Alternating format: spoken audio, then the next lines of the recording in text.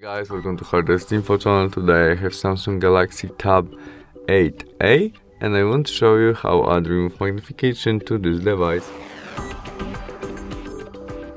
To do that, open Settings application. In it we look for our accessibility and there we tap on our vision, where we have our magnification, which is off right now.